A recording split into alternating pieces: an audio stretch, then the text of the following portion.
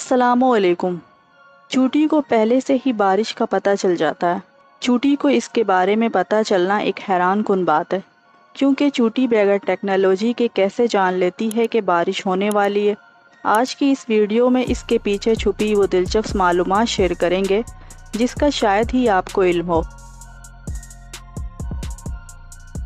چوٹیاں آواز سے بات نہیں کرتی بلکہ ڈیٹا منتقل کر کے بات کرتی ہیں، اور ان کا طریقہ یہ ہوتا ہے کہ وہ اپنے منہ سے ایک مواد نکالتی ہے اور سامنے والی چوٹی کے منہ پر چپکا دیتی ہے۔ دوسری چوٹی اس سے سارا پیغام ڈیکوڈ کر کے سمجھ لیتی ہے۔ اس لیے آپ نے اکثر دیکھا ہوگا چوٹیاں چلتے چلتے رک کر دوسری چوٹی کے منہ سے منہ لگا کر آگے چلی جاتی ہے۔ یہ وہ عمل ہوتا ہے جس میں وہ ڈیٹا منتقل کرتی ہے۔ جدید تحقیق سے یہ بات ثابت ہو چکی ہے کہ چوٹیاں آپس میں نہ صرف بات کرتی ہیں بلکہ ایک زبردست نظام کے تحت زندگی بھی گزارتی ہیں۔ آپ نے اکثر دیکھا ہوگا کہ بارش سے پہلے چوٹیاں اپنے گھر کے باہر گول چکر لگانا شروع کر دیتی ہے اور مٹی کے پہاڑ بنا لیتی ہے تاکہ بارش کا پانی ان کے گھر میں نہ آ سکے۔ انہیں وقت سے پہلے بارش کا اندازہ اس لیے ہو جاتا ہے کہ اس میں قدرتی طور پر سینسر موجود ہوتا ہے جسے ہائیڈروفولک کہتے ہیں۔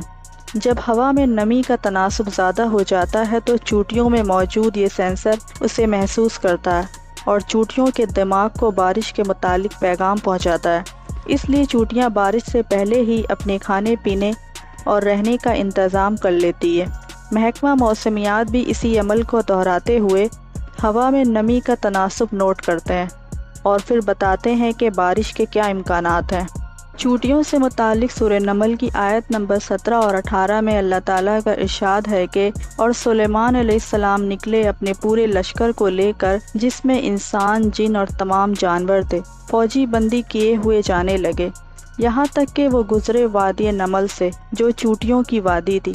ایک چوٹی نے دوسری چوٹی سے کہا، اے چوٹیوں اپنے گھر میں گھس جاؤ، کہیں تمہیں سلیمان اور ان کی فوجیں نہ پیس ڈالیں اور انہیں خبر بھی نہ ہو۔ اور سلیمان علیہ السلام نے جب ان چوٹیوں کی بات سنی تو مسکرائے اور اپنے لشکر کا رخ موڑ لیا۔ چوٹیاں حضرت سلیمان علیہ السلام سے بات کرتی تھیں اور اللہ تعالیٰ نے سلیمان علیہ السلام کو ان کی بات سمجھنے کی صلاحیت بھی دی تھی۔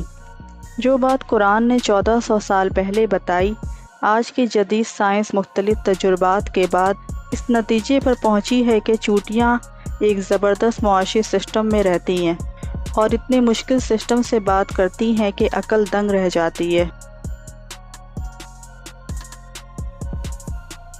Subscribe now and press the bell icon.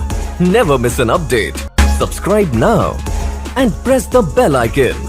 Never miss an update.